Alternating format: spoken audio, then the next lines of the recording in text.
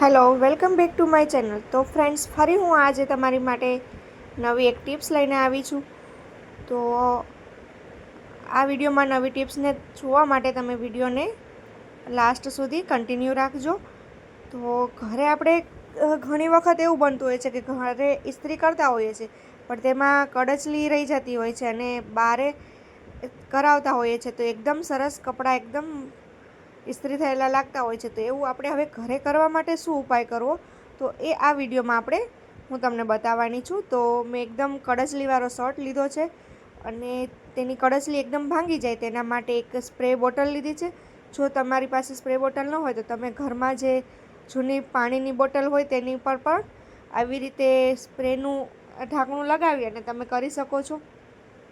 તો એવી રીતે પાણી સ્પ્રે કરી અને પછી તમે તેના પર ઇસ્ત્રી કરશો તો એકદમ તેની જે પણ કડચલી હશે તેને તે ભાંગી નાખશે અને બારે જે ઇસ્ત્રી કરાવ્યા હોય કપડાં, એવા જ કપડાં ઘરે પણ તમે કરી શકશો. તો એક વખત તમે આ ટિપ્સને પણ અજમાવી જોજો અને જોજો કે બાર જેવા જ કપડાં ઘરે પણ ઇસ્ત્રી થઈ જાય છે અને સરળ કામ થઈ જાય છે કે બારે લેવા જવું, દેવા જવા અને આવે ન આવે, વહેલા મોડા થાય તો આપણે ઘરે જ્યારે ફટાફટ જોઈતા હોય તો તમે આ રીતે ઇસ્ત્રી કરી શકો છો. તો એક આ પણ ઉપયોગી ટિપ્સ છે અને એકદમ ઇઝી એવી છે ટિપ્સ. તો આ ટિપ્સને તમે ટ્રાય કરજો. તમે જોઈ શકો છો કે એકદમ જુઓ બંનેમાં કેટલો ફરક લાગે છે.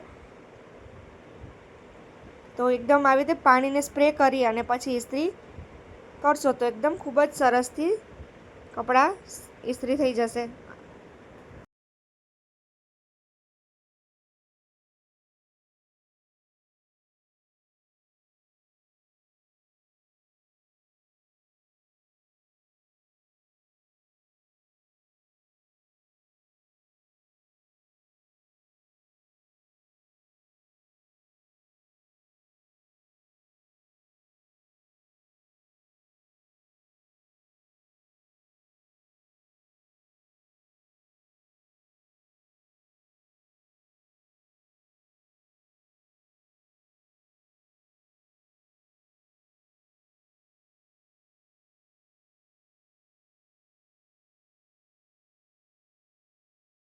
Of life.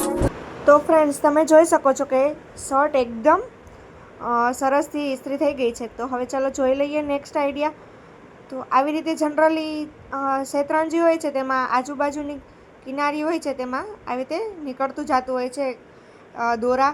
તો આપણે તેને દોરા એમાંથી નીકળે નહીં અને શેતરંજી તૂટે નહીં, તો એના માટે આપણે શું ઉપયોગ કરવો એ આપણે આ વિડીયોમાં જોઈ લઈએ અને તેને કેવી રીતે બંધ કરવા દોરા તૂટતા તો એ આપણે જોઈએ. તો સૌપ્રથમ મેં એક આવી રીતે વધારાનું કાપડ છે એ લીધું છે. એ લઈએ અને તેને બંને સાઈડથી કવર કરી લઈએ. જો તમારી પાસે સેવિંગ મશીન હોય, સિલાઈ મશીન, તો એમાં પણ કરી શકો અને ન હોય તો તમે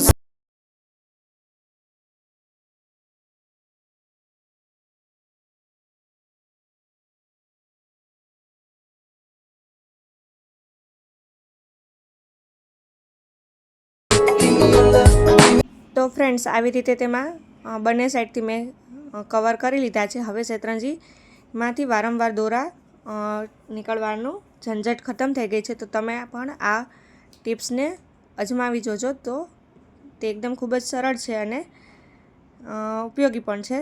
તો ચાલો જોઈ લઈએ નેક્સ્ટ ટિપ્સ. તો જ્યારે વારંવાર બોટલમાં કાણું કરવા માટે ઝંઝટ થતી હોય છે તો આવી રીતે એક બોલ્ટ લીધો છે, તેને મેં આવી રીતે ગરમ કરી અને તેનાથી છેદ કર્યો છે. તો ઇઝીલી એવું કાણું પડી ગયું છે અને એકદમ સરસથી તમે જોઈ શકો છો કે જુઓ, અને તેનો સરસથી ઉપયોગ પણ કરી શકીએ છીએ. તો આ પણ એક ઉપયોગી ટિપ્સ છે.